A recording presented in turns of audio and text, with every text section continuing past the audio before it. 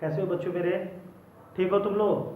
आज हम आप लोग को पढ़ाएंगे जम्मू कश्मीर। ठीक है, जम्मू कश्मीर का नक्शा तुम लोग समझाएंगे, जम्मू कश्मीर के इतिहास के बारे में बताएंगे और डिफिनेशन बताएंगे। धारा 370 और 35A इस दोनों के बारे में भी तुम लोग को समझाएंगे।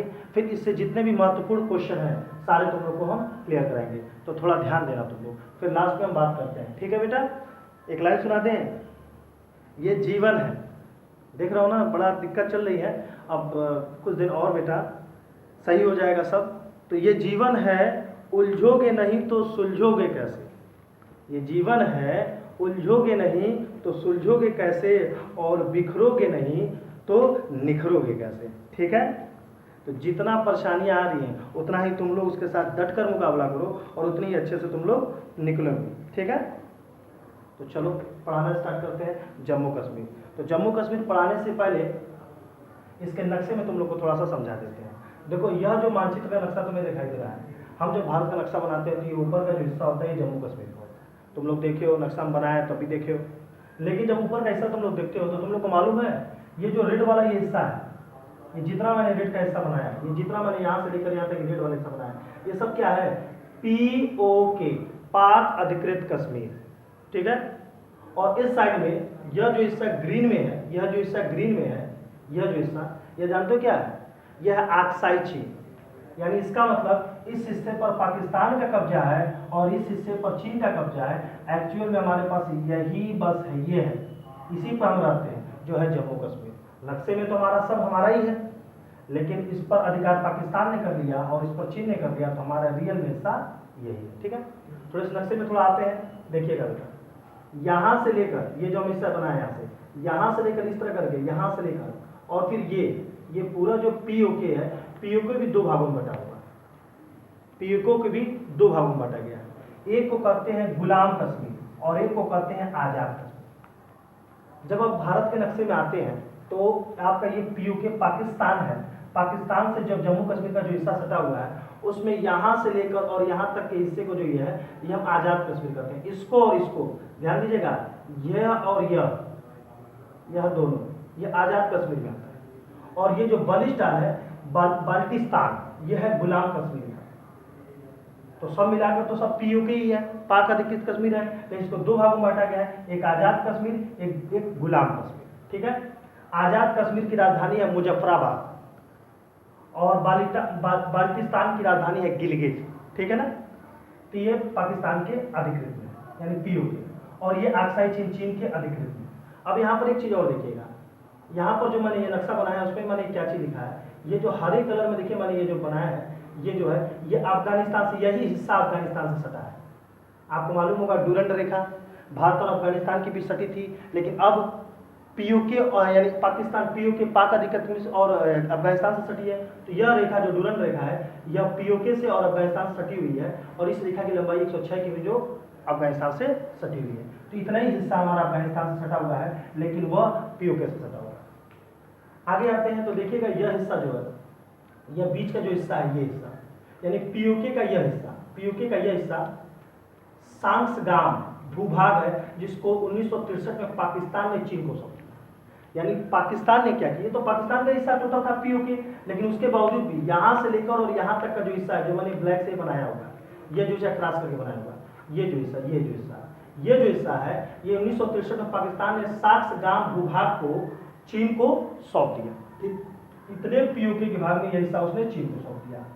POK के यहाँ से लेकर यहाँ तक हिस्से पर अफगानिस्तान सटा हुआ है, 106 की उसकी लंबाई एक दूसरे से सटी हुई है। और ये POK जो है, इसको दो भागों में बांटा गया, एक गुलाम कश्मीर, एक आजाद कश्मीर। आजाद कश्मीर ये और ये आजाद कश्मीर, और ये गुलाम कश्मीर। आजाद कश्मीर की राजधानी मुजफ्फराबाद और गुलाम कश्मीर की राजधानी गिलगित। ठीक है, गुलाम कश्मीर को हम बाल्टिस्तान भी करते हैं। अब आगे देखिए, यहाँ से लेकर और यहाँ तक ये पूरा हिस्सा किससे सटा हुआ है? ये पूरा चीन सटा हुआ, और ये चीन अधिकृत किया हुआ, इसलिए इसको कहते हैं आक्साई चीन।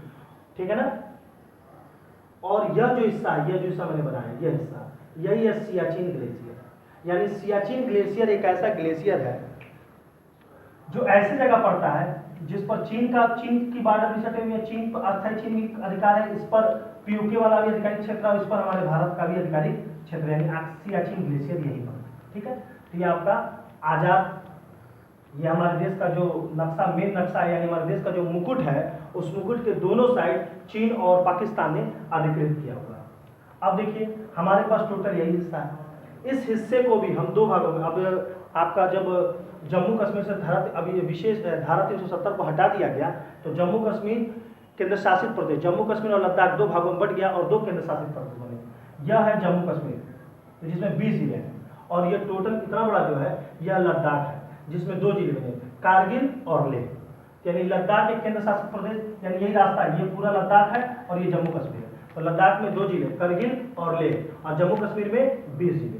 तो लद्दाख में 2 जिले और जम्मू कश्मीर में 20 जिले। ये आपका जम्मू कश्मीर है और ये आपका लद्दाख। और लद्दाख का एक जिला अकेले कारगिल है और एक लेह है। ठीक है, तो ये आपका नक्शा है। अब थोड़ा इसके बारे में हम आप लोग को डिटेल समझाते हैं, ध्यान दीजिएगा। इतिहास, जम्मू कश्मीर के इतिहास के बारे में बात करते हैं तो सबसे पहले देखिएगा वर्ष 1947 में भारत की स्वतंत्रता के साथ ही देशी रियासतों के भारतीय संघ में विलय करने की प्रक्रिया प्रारंभ हो गई। जैसे हमारा देश आज़ाद हुआ तो जो भी देशी रियासती, जो छोटे छोटे प्रांत थे, वो सब एक साथ भारत में विलय होना प्रारंभ हो गया, क्योंकि अब देश हमारा स्वतंत्र हो चुका था, गुलाम तो था नहीं, तो सब लोग इकट्ठा होने लगे। तो वर्ष 1947 में भारत की स्वतंत्रता के साथ ही देशी रियासतों के भारतीय संघ में विलय करने की प्रक्रिया शुरू हो गई। देशी रियासत के भारत संघ में विलय हेतु, ध्यान दीजिएगा, देशी रियासतों के भारत संघ में विलय हेतु विलय प्रपत्र तैयार किए गए और इस विलय प्रपत्र पर हस्ताक्षर करके कई देशी रियासतों ने भारत में विलय कर दिया। जम्मू कश्मीर रियासत के तत्कालीन शासक, उस समय जब भारत आजाद हुआ था तो जम्मू कश्मीर के रियासत के तत्कालीन शासक महाराजा हरि सिंह ने भारत में और ना ही पाकिस्तान में शामिल होने की अपनी इच्छा व्यक्त की। जब देश हमारा आज़ाद हो गया तो सब छोटे छोटे प्रांत जो स्वतंत्र थे वो सब इकट्ठे होने लगे और इकट्ठे होकर एक विलय पत्र बना और सब लोग भारत में सम्मिलित होने लगे। लेकिन जम्मू कश्मीर जो था, जिसके राजा उस समय हरि सिंह थे, उन्होंने कहा ना मैं भारत से और ना ही पाकिस्तान से विलय चाहता हूँ, मैं स्वतंत्र चाहता हूँ। शामिल होने की अपनी इच्छा व्यक्त की, नहीं शामिल होने की अपनी इच्छा व्यक्त की और स्वतंत्र स्थिति बनाए रखने का प्रयास किया। किंतु भारत विभाजन के पश्चात जब पाकिस्तान समर्थित कबीलाइयों ने जम्मू कश्मीर पर आक्रमण कर दिया तो महाराजा हरि सिंह ने भारत से सहायता मांगने को विवश हो गए। कह रहे थे हमको भारत से विलय नहीं करना है, पाकिस्तान से विलय नहीं करना है। लेकिन जब पाकिस्तानी समर्थित जो कबीलाई थे जब कश्मीर पे हमला कर दिए तब इन्होंने मजबूरी में आकर भारत से विलय करने का प्रस्ताव रखा। तो भारत विभाजन जम्मू कश्मीर पर आक्रमण कर दिया तो महाराजा हरि सिंह ने भारत में सहायता मांगने को विवश हो गए और भारत संघ में सम्मिलित होने के लिए 26 अक्टूबर, ध्यान देना डेट, 26 अक्टूबर 1947 को अधिमिलन पत्र पर हस्ताक्षर कर भारत में विलय होने की घोषणा की। जब जम्मू कश्मीर राज्य भारतीय संघ में शामिल हुआ तो इसे ख श्रेणी के राज्यों के अंतर्गत रखा गया। जब उस समय राज्य सम्मिलित होते थे तो उनमें श्रेणियाँ थी, क ख ग घ, तो उसमें श्रेणी में रखा जाता है, किस राज्य को किस श्रेणी में रखा जाता है। तो भारत संघ में सम्मिलित होने के लिए 26 अक्टूबर 1947 को अधिमिलन पत्र पर जम्मू कश्मीर में हस्ताक्षर किया और भारत में उसका विलय हो गया। जम्मू कश्मीर राज्य भारतीय संघ में शामिल हुआ तो उसमें ख श्रेणी के राज्यों के अंतर्गत रखा गया। परंतु राज्य पुनर्गठन आयोग 1956, आप लोग जानते हो राज्य पुनर्गठन आयोग 1956 में लागू हुआ। तो राज्य पुनर्गठन 1956 के अनुसार जब राज्यों की श्रेणी को समाप्त कर दिया गया तो जम्मू कश्मीर को भारतीय संघ की राज्य सूची में शामिल कर दिया गया। ठीक है ना, यानी पुनर्गठन जब हुआ 1956 में तो उसका इसको राज्य सूची में शामिल कर दिया। लेकिन इसका विलय पत्र के द्वारा भारत में शामिल कब हुआ? 26 अक्टूबर 1947। तो ये था जम्मू कश्मीर का इतिहास। तो जम्मू कश्मीर का इतिहास लगभग नॉर्मल था, आप लोग समझे। जम्मू कश्मीर के राजा थे हरि सिंह, विलय पत्र पर उन्होंने सिग्नेचर किया 26 अक्टूबर 1947 को और जम्मू कश्मीर भारत में उसका विलय हो गया।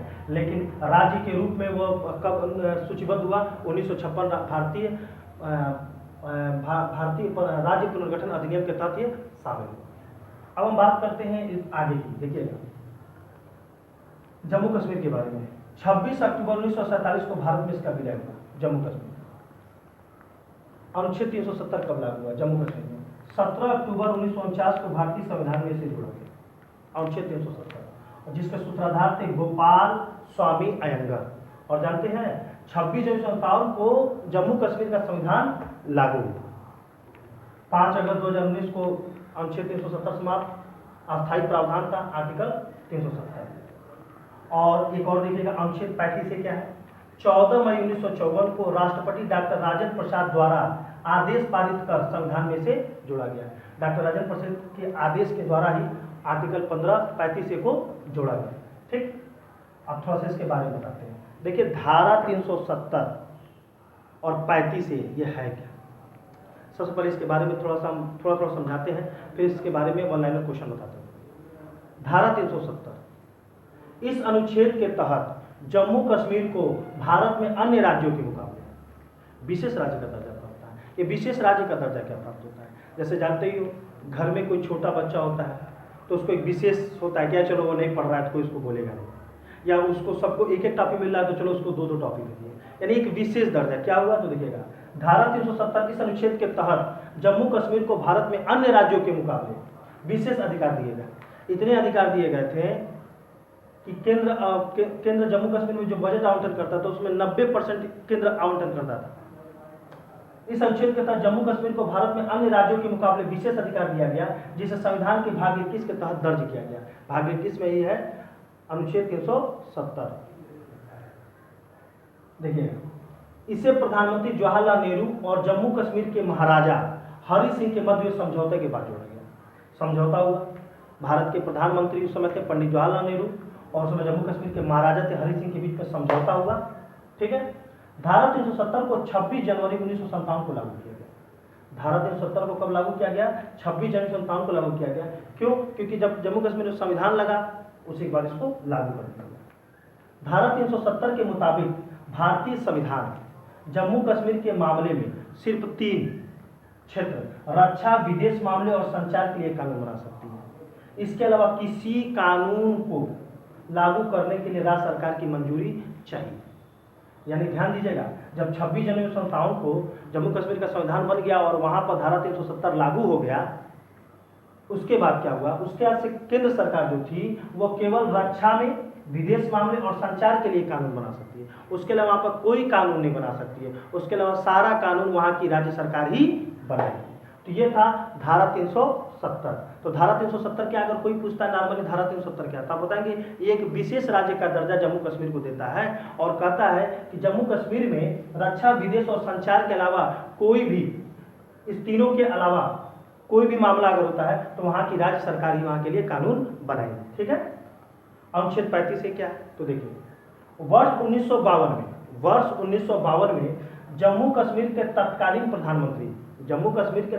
प्रधानमंत्री शेख अब्दुल्ला और भारत के प्रधानमंत्री जवाहरलाल नेहरू के बीच दिल्ली समझौता हुआ था। अब हमने यहाँ बोला कि तत्कालीन प्रधानमंत्री, अभी मैंने इसके बोला महाराजा। अब ध्यान दीजिएगा, जम्मू कश्मीर में 1957 से ना संविधान लागू हुआ, उसके पहले तो वहाँ संविधान था ही नहीं। ठीक है, तो उसके पहले क्या था? महाराजा का पद था, उसका से प्रधानमंत्री का पद हुआ और फिर संविधान लागू हुआ तो वहाँ पर मुख्यमंत्री बनने लगे। ठीक है, वर्ष 1952 में जम्मू कश्मीर के तत्कालीन प्रधानमंत्री शेख अब्दुल्ला और भारत के प्रधानमंत्री जवाहरलाल नेहरू के बीच दिल्ली समझौता हुआ। इस समझौते में भारत की नागरिकता को जम्मू कश्मीर के निवासियों के लिए खोल दिया गया। ध्यान दीजिएगा, ये 35 से नागरिकता से संबंधित है। ये क्या कर रहा है देखिएगा, 1952 में जम्मू कश्मीर के तत्कालीन प्रधानमंत्री शेख अब्दुल्ला और भारत के प्रधानमंत्री जवाहरलाल नेहरू के बीच दिल्ली समझौता हुआ था और इस समझौते में भारत की नागरिकता को जम्मू कश्मीर के निवासियों के लिए खोल दिया गया था। अब यहाँ देखिएगा, भारत की जो नागरिकता है जम्मू कश्मीर के निवासियों के लिए खोल दिया गया था। जम्मू कश्मीर के निवासियों को कह दिया गया था कि तुम जम्मू कश्मीर के तो नागरिक हो, लेकिन आज तुमको हम आर्टिकल 35 से देते हैं, जिससे तुम्हें ताकत मिल गया कि तुम जम्मू कश्मीर के नागरिक रहते हुए भी तुम भारत के नागरिक हो सकते हो। ठीक है, लेकिन ये नहीं कह रहा है कि कोई भारतीय जम्मू कश्मीर की नागरिकता ले ले, ये नहीं हो सकता है। लेकिन वहाँ का व्यक्ति वहाँ का नागरिक है, उसके बावजूद भी वो भारत के कहीं का भी नागरिक हो सकता है।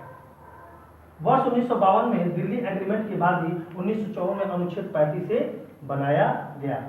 ठीक है, तो यह आपका हो गया धारा 370 और 35 से, जिसके बारे में विविध वर्णन अभी मैं आप लोगों को विधिवत वर्णन आप लोगों को मैं बताता हूँ। तो एक अगर कोई आपसे पूछता है धारा 370 क्या था, तो धारा 370 जम्मू कश्मीर को एक विशेष राज्य देता है, विशेष राज्य का दर्जा देता है। कुछ ऐसे कानून हैं जो केंद्र पूरे देश में लागू होते हैं लेकिन जम्मू कश्मीर में लागू नहीं होते, उसे विशेष राज्य का दर्जा प्राप्त है। ठीक है, और 35 से जो है वहाँ का नागरिकता के एक ऐसा अधिकार देता है कि जम्मू कश्मीर के निवासी जम्मू के अलावा बाहर के भी भारत के भी नागरिकता ले सकते हैं, यानी उनको दोहरी नागरिकता का प्रावधान दिया जाएगा। अब यहाँ पर आइए पाक अधिकृत कश्मीर, थोड़ा इसके बारे में बताएं आपको। ये पाक अधिकृत यानी पीओके के बारे में आपको बताएं। भारत के जम्मू कश्मीर राज्य का वो हिस्सा है। भारत के जम्मू कश्मीर राज्य का वह हिस्सा जिसे पाकिस्तान ने 1947 में हमला करके कब्जा कर लिया और पाकिस्तान इसे आज़ाद कश्मीर करता था, ऐसे दो भागों में बांट दिया। यानी 1947 में उसने इस पर कब्जा कर लिया और कब्जा करने के बाद उसको दो भागों में बांट दिया और उसको आज़ाद कश्मीर करता था। तो पहला आज़ाद कश्मीर और दूसरा बाल्टिस्तान यानी गुलाम कश्मीर। आज़ाद कश्मीर इसकी सीमाएं पाकिस्तान, अफगानिस्तान, चीन के झिंजियांग क्षेत्र और भारतीय कश्मीर के पूर्व से रखती है। अब देखो इसकी सीमा किससे किससे रखती है। इसकी सीमा चीन के, क्या बोल रहा है, इसकी सीमा चीन के झिंजियांग प्रांत से, अफगानिस्तान प्रांत से, पाकिस्तान से जुड़ी हुई है, ठीक है ना। इसमें 8 जिले हैं जिसकी राजधानी मुजफ्फराबाद है और इसमें ये जो है इसमें 8 जिले हैं जिनकी राजधानी क्या है, मुजफ्फराबाद, ठीक है ना। दूसरा बाल्टिस्तान यानी गुलाम कश्मीर। गिलगिट को कश्मीर के राजा हरि सिंह, जो कश्मीर के राजा हरि सिंह थे, तो गिलगिट के कश्मीर के राजा हरि सिंह ने ब्रिटिश सरकार को पट्टे पर दिया था। और बाल्टिस्तान पश्चिमी लद्दाख का क्षेत्र है। इस क्षेत्र को ट्रांस काराकोरम ट्रैक्ट कहा जाता है, ठीक है। तो ये गुलाम कश्मीर जिसकी राजधानी आप गिलगिट है।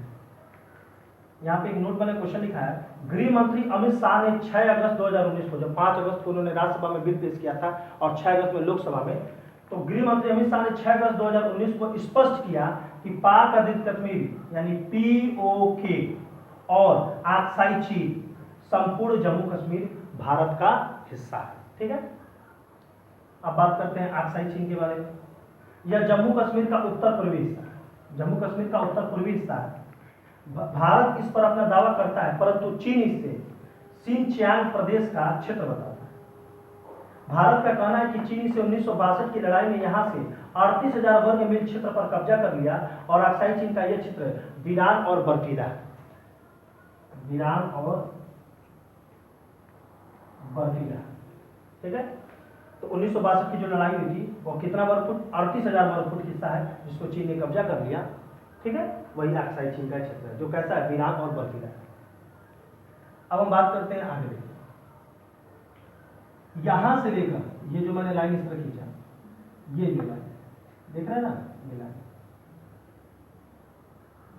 ये जो लाइन है ये LAC, कौन सी लाइन है, LAC। और यह जो लाइन है जो अभी आपको मैंने यहां खींचा, ये जो हिस्सा है, ये जो लाइन है ये है LOC, ठीक है। आइए देखते हैं इसके बारे में। Line of control LOC, line of control LOC, यह भारत और पीओके के मध्य स्थित है। भारत और पीओके के मध्य स्थित है।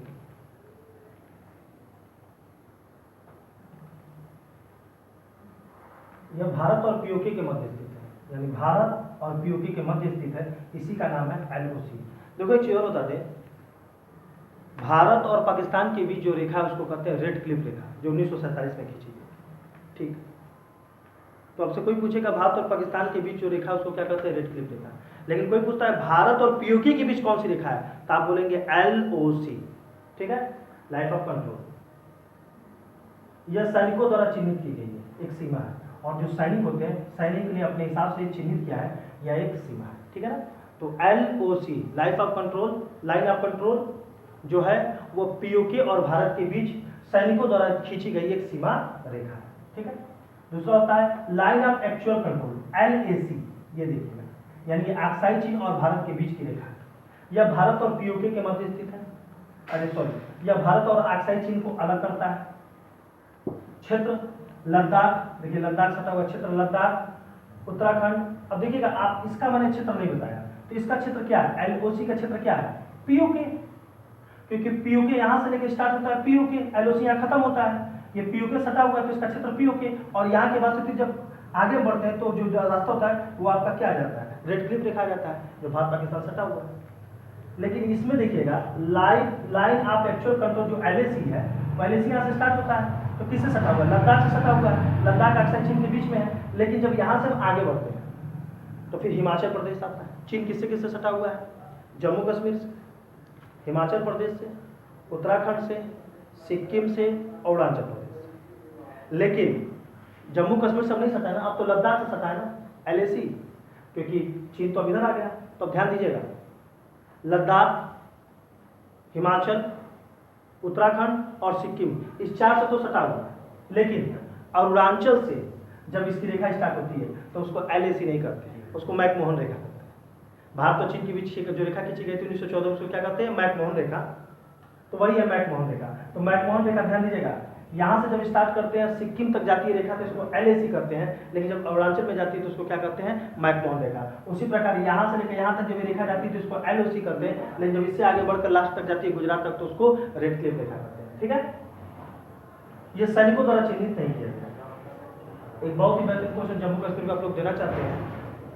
16 जनवरी 1964 को 16 जनवरी 1964 को संयुक्त राष्ट्र सुरक्षा परिषद में जम्मू कश्मीर का मुद्दा उठा था। बहुत ही बेहतरीन क्वेश्चन, यानी यूएनओ में, संयुक्त राष्ट्र संघ में 16 जनवरी 1964 को संयुक्त राष्ट्र की सुरक्षा परिषद में जम्मू कश्मीर का मुद्दा उठा था। कौन उठाया होगा? पाकिस्तान उठाया होगा। ठीक, आगे देखते हैं। एक बड़ा अच्छा चीज और बता देते हैं, फिर आप लोग को देते हैं। ये देखिए, भारत से पृथक हुए देश, भारत से कौन कौन से देश पृथक है? भारत से कौन कौन से देश पृथक हुए, कब हुए? तो आप लोग पाकिस्तान जानते हैं, बांग्लादेश जानते हैं। आइए कुछ हम बता देते हैं। देखिएगा, भारत से पृथक हुए देश, बांग्लादेश 1971, आपको मालूम होना चाहिए 1971 में बांग्लादेश भारत से अलग हुआ था। उससे पहले हम पाकिस्तान के बारे में बता दें, भारत से पाकिस्तान अलग हुआ था 1947 में, बांग्लादेश अलग हुआ था 1971 में। उसके बाद अफगानिस्तान हमसे कब अलग हुआ था? 1867 में। ठीक है, तिब्बत हमसे कब अलग हुआ था? 1914 में। भूटान हमसे कब अलग हुआ था? 1905 में। और म्यांमार हमसे कब अलग हुआ था? 1937 में। ठीक है बेटा, तो ध्यान दे दीजिएगा आप लोग। फिर से एक बार और बता रहे हैं, भूटान भारत से कब अलग हुआ? 1905। म्यांमार कब अलग हुआ? 1937। तिब्बत कब अलग हुआ? 1914। पाकिस्तान कब अलग हुआ? 1947। अफगानिस्तान कब अलग हुआ? 1867। और बांग्लादेश कब अलग हुआ? 1971। ठीक है, तो यह आपका लगभग पाक अधिकृत कश्मीर POK 2 भागों में बटा, आज़ाद कश्मीर और गुलाम कश्मीर। ये गुलाम कश्मीर का हिस्सा, ये आज़ाद कश्मीर का हिस्सा। आज़ाद कश्मीर की राजधानी मुजफ्फराबाद, गुलाम कश्मीर की राजधानी जिसको बाल्टिस्तान कहते हैं, जिसकी राजधानी गिलगित, और ये संपूर्ण रूप से क्या है? POK है। ठीक है, उसी तरह आक्साई चीन ये है। जम्मू कश्मीर के इतिहास कैसे वो भारत में आया? धारा 370 का मतलब क्या हुआ? एक विशेष दर्जा, एक एक्स्ट्रा ताकत दे दिया जाता तुमको कि पूरे देश में ये कानून लागू होगा। लेकिन यहाँ तक कि सर्वोच्च न्यायालय के अधिकार, सर्वोच्च न्यायालय में अगर कोई आदेश देता है तो धारा 370 के कारण जम्मू कश्मीर में लागू नहीं होता है, विशेष दर्जा है। और अनुच्छेद 35 से क्या ये नागरिकता देता है, कहता है कि जम्मू कश्मीर वालों से कि तुम यहाँ की नागरिकता तो हो ही, तुमको मन करे तो भारत की भी नागरिकता ले सकते हो, यानी तुम्हारे पास दोहरी नागरिकता है, लेकिन भारतीय वहाँ की नागरिकता नहीं ले सकते। ये सब उन्हीं के साथ था। LOC तुम जाने, LAC जाने, कहाँ कहाँ खींची गई? ये LAC, ये LOC। ठीक है ना। और नया जो नक्शा आया है उसमें जम्मू कश्मीर ये है, लद्दाख है। लद्दाख में 2 जिले, कारगिल और लेह, और जम्मू कश्मीर में टोटल 20 जिले हैं। अब 20 जिले इसके अंदर है। ठीक है, ये क्वेश्चन तुम लोगों को मैंने बताया है कि 16 जनवरी 1964 को यूएनओ में इसको सबसे पहले जम्मू कश्मीर का मुद्दा उठा था। ठीक है, तो ये आपका हो गया। अब चलिए हम इसको बताते हैं आप लोगों को वन लाइनर इसके क्वेश्चन। अनुच्छेद 370 समाप्त हुआ। ठीक, 5 अगस्त 2019 को NDA की सरकार, यानी भाजपा की सरकार, ठीक है ना, ध्यान दीजिएगा, अनुच्छेद 370 समाप्त हुआ। 5 अगस्त 2019 को NDA सरकार ने भारतीय संविधान के अनुच्छेद 370 के खंड 1 को छोड़कर, अनुच्छेद 370 में 3 खंड है, तो अनुच्छेद 370 के खंड 1 को छोड़कर हटा दिया। अब जम्मू कश्मीर एक केंद्र शासित प्रदेश होगा। तो ध्यान देने की बात यह है, जम्मू कश्मीर जो है, जम्मू कश्मीर में धारा 370 जो है वो उसका 3 खंड है, उसमें खंड 1 को छोड़कर समाप्त कर दिया गया। ठीक है, यानी खंड 1 जो 370 का है वो अभी भी लागू है। अनुच्छेद 370 को 3 भागों में बांटा गया। सरकार ने पहले भाग का प्रयोग करते हुए शेष दोनों प्रावधानों को हटा दिया। यानी अनुच्छेद 370 के 3 भागों में से पहले भाग का प्रयोग करते हुए सरकार ने उसके दोनों भाग को समाप्त कर दिया। आइए देखिए क्या है 370, अनुच्छेद 370 का पहला भाग क्या है। जम्मू कश्मीर सरकार से सलाह करके राष्ट्रपति आदेश द्वारा संविधान के विभिन्न अनुच्छेद को जम्मू कश्मीर में लागू कर सकता है। अब जैसे मान लीजिए राष्ट्रपति अगर चाहते हैं अनुच्छेद 356, 360 जैसे राष्ट्रपति शासन या कई अनुच्छेद ऐसे हैं जो जम्मू कश्मीर में लागू नहीं हो रहे थे, लेकिन अगर राष्ट्रपति चाहें तो कई अनुच्छेद जम्मू कश्मीर में लागू कर सकते हैं। तो उनको लागू करने के लिए क्या करना पड़ेगा, 370 हटाना पड़ेगा। जब हम 370 हटाएंगे तभी ना कोई अनुच्छेद लागू करेंगे। तो देखिएगा अनुच्छेद 370 का पहला क्या कर रहा है, जम्मू कश्मीर सरकार से सलाह करके राष्ट्रपति आदेश द्वारा संविधान के विभिन्न अनुच्छेदों को जम्मू कश्मीर पर लागू कर सकते हैं, किसी अनुच्छेद को हटा सकते हैं। तो उसी का प्रयोग करते हुए राष्ट्रपति ने जम्मू कश्मीर से 370 हटा दिया। अब इसका 370 का दूसरा और तीसरा क्या है, दूसरा क्या है, सरकार और संविधान सभा की सहमति से निर्धारित नियमों पर स्वीकृति का निर्णय विधानसभा करेगी। यानी ये ताकत किसको दी गई, जम्मू कश्मीर की विधानसभा को दी गई। तीसरा क्या है, इसको बदलने के लिए जम्मू कश्मीर विधानसभा की सहमति चाहिए। यानी इस दोनों को समाप्त करने का प्रयोग, यानी इसके तहत इस दोनों को समाप्त किया गया। ठीक है, चलिए अनुच्छेद 370 में मौजूद प्रावधान थे और अनुच्छेद 370 में मौजूद प्रावधान थे, यानी जब इसको समाप्त नहीं किया गया था तो क्या क्या ऐसे प्रावधान थे जिससे पता चलता था कि जम्मू कश्मीर हमारे भारत का अभिन्न हिस्सा नहीं है, अलग था, अलग कानून था। क्या था, देखिए पहला, जम्मू कश्मीर के नागरिकों के पास दोहरी नागरिकता थी। अभी मैंने बताया उनको वहां की तो नागरिकता थी, प्लस उनको ये भी ताकत मिली थी कि वह भारत में भी नागरिकता प्रदान कर सकते थे। ठीक है, तो उनको दोहरी नागरिकता। जम्मू कश्मीर का राजध्वज अलग होता था, राष्ट्रध्वज अलग होता था। भारत का तो ध्वज ही है, पूरे देश में एक ही ध्वज है ना, लेकिन वो क्या होता था, वहाँ का राष्ट्रध्वज अलग था। विधानसभा कार्यकाल 6 साल। भाई विधानसभा हर जगह 5 साल होता है, लेकिन वहाँ पर कार्यकाल कितना था, 6 वर्ष का था। राष्ट्रध्वज या राष्ट्रीय प्रतीक का अपमान अपराध नहीं होता था, इसीलिए हम लोग देखते थे कि वहाँ पर झंडे का अपमान होता था, झंडे को जला दिया जाता था। तो राष्ट्रीय प्रतीक चिन्ह हो या राष्ट्रध्वज हो, उसका अगर वो अपमान भी करते हैं तो उस पर कोई दिक्कत नहीं, अपराध नहीं बनाना। भारत के सर्वोच्च न्यायालय के आदेश मान्य नहीं थे, भारत के सर्वोच्च न्यायालय के जो आदेश थे वो मान्य नहीं थे। कश्मीर में महिलाओं पर शरीयत कानून लागू होता, शरीयत के बारे में मुझे बताया था आप लोग को, शरीयत कानून लागू होता था। यानी ध्यान दीजिएगा, अगर अनुच्छेद 370 वहाँ पर है तो शरीयत कानून लागू होता है, सर्वोच्च न्यायालय की बात नहीं मानी जाती है, यानी 3 तलाक वहाँ पर लागू नहीं होता। ठीक है, कश्मीर में पंचायत को अधिकार नहीं थे, पंचायत को अधिकार नहीं थे। कश्मीर में अल्पसंख्यक कौन है, सिख, हिंदू, ये दोनों अल्पसंख्यक है, क्योंकि कश्मीर में हिंदू और सिख की संख्या बहुत कम है, इसलिए वहाँ पर वो अल्पसंख्यक है। तो क्या होता है, कश्मीर में अल्पसंख्यकों को 16% आरक्षण नहीं मिलता। कश्मीर में बाहर के लोग जमीन नहीं खरीद सकते थे, बाहर के लोग, कश्मीर को छोड़कर अगर बाहरी लोग कोई चाहें तो जमीन वहाँ पर नहीं खरीद सकते थे। और एक बड़ा लाजवाब चीज़ बता रहा सुनना, जम्मू कश्मीर की कोई महिला यदि भारत के नागरिक से विवाह करती है तो उसकी नागरिकता समाप्त हो जाती थी। अगर कोई जम्मू कश्मीर की प्रॉपर महिला थी, अगर किसी भारतीय से शादी करती है तो उसकी नागरिकता समाप्त हो जाती है, क्योंकि वहाँ से उसकी विदाई हो गई, अंदर आ गई, भारत में आ गई। ठीक है, लेकिन जबकि यदि वो पाकिस्तान के किसी व्यक्ति से विवाह करती है तो उसकी नागरिकता बनी रह सकती है, और अगर वो चाहे पाकिस्तान से शादी कर ले, पाकिस्तान किसी नागरिक शादी कर ले तो उसकी नागरिकता समाप्त नहीं होती थी। ठीक है ना, चलिए, तो यह आपके और भी बहुत अपवाद हैं, ऐसा नहीं कि हम 10 लिख दें तो 10 ही हैं, बहुत है, 20-25 बहुत है, लेकिन ये इंपॉर्टेंट है, इसी के वजह से इसको हटाया गया। अब 35 से तो मैंने बताया ना, ये विशेष राज्य का दर्जा, विशेष चीजें दिया गया। अब ये 35 से जो था ये नागरिकता संबंधी था, क्या था देखिए, जब ये दोनों एक साथ हटे तो इस अनुच्छेद में किसी गैर कश्मीरी को कश्मीर में भूमि क्रय से रोकता था। गैर कश्मीरी यानी कश्मीरी का बाहरी व्यक्ति, कश्मीर से बाहर का कोई व्यक्ति वहां जमीन क्रय नहीं कर सकता था। भारत के किसी अन्य राज्य का निवासी जम्मू कश्मीर का स्थायी निवासी नहीं बन सकता था, बाहरी कोई व्यक्ति वहां का स्थायी निवासी नहीं बन सकता था, इसी कारण वहां वोट नहीं डाल सकता था। यानी जम्मू कश्मीर का बाहरी यानी भारत में कोई व्यक्ति जम्मू कश्मीर में वोट नहीं डाल सकता था। भारत के नागरिकों के साथ भेदभाव करता था ये अनुच्छेद, क्योंकि इस अनुच्छेद के लागू होने के कारण पाकिस्तान से आए घुसपैठियों को नागरिकता दी जाती थी। अभी मैंने बताया, जब यहाँ की महिला पाकिस्तान के किसी पुरुष से शादी करती है तो उसकी नागरिकता बनी रहती है। तो मान लीजिए वो किसी पाकिस्तानी से शादी की, इसकी नागरिकता बनी रही तो घुसपैठ आ गया अंदर। ठीक है, इस पर क्वेश्चन बनता है, अभी हाल ही में कश्मीर में म्यांमार से आए रोहिंग्या मुसलमानों को कश्मीर में बसने की अनुमति मिल गई। रोहिंग्या मुसलमानों को कश्मीर में बसने की अनुमति दे दी गई। इसी का परिणाम है। ध्यान दीजिएगा। तो आप कह सकते हैं कि ये जो अनुच्छेद 35 से बना था, अनुच्छेद 35 से जो बना था,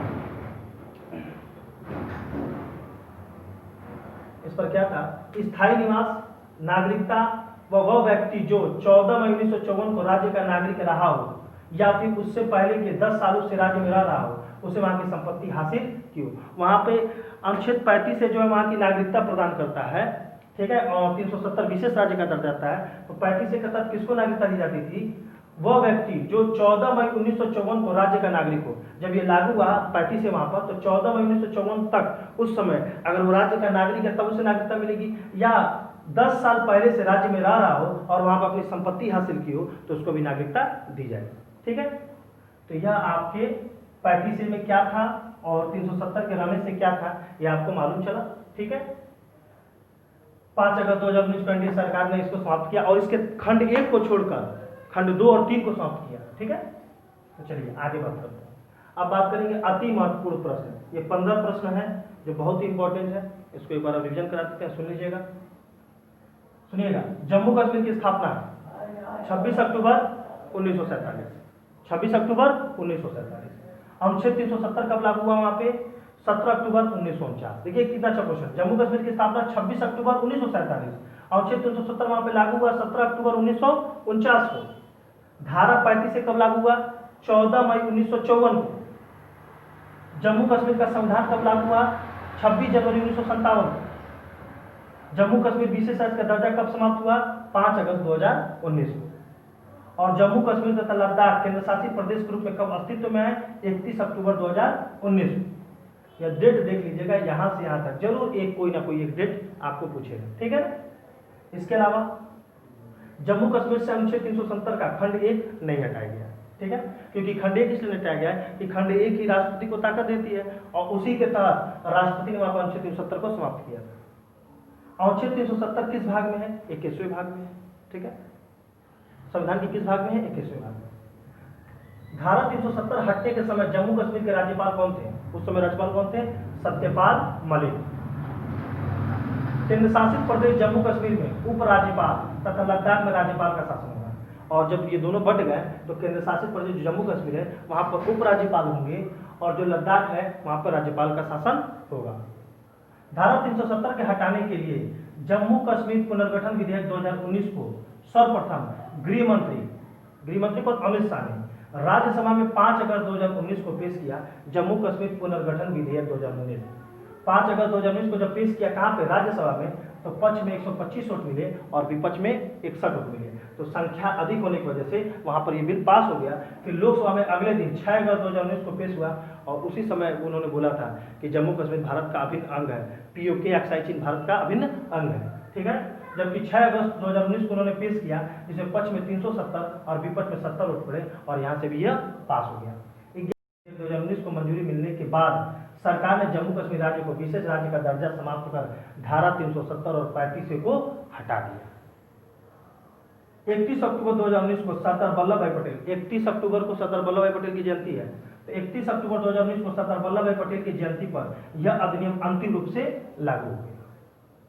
भारत के 2 नए केंद्र शासित प्रदेश जम्मू कश्मीर अनुच्छेद 239 ए तथा लद्दाख अनुच्छेद 239 के रूप में अस्तित्व में आए और 2 नवंबर 2019 को दोनों नए केंद्र शासित प्रदेशों का मानचित्र जारी कर दिया गया।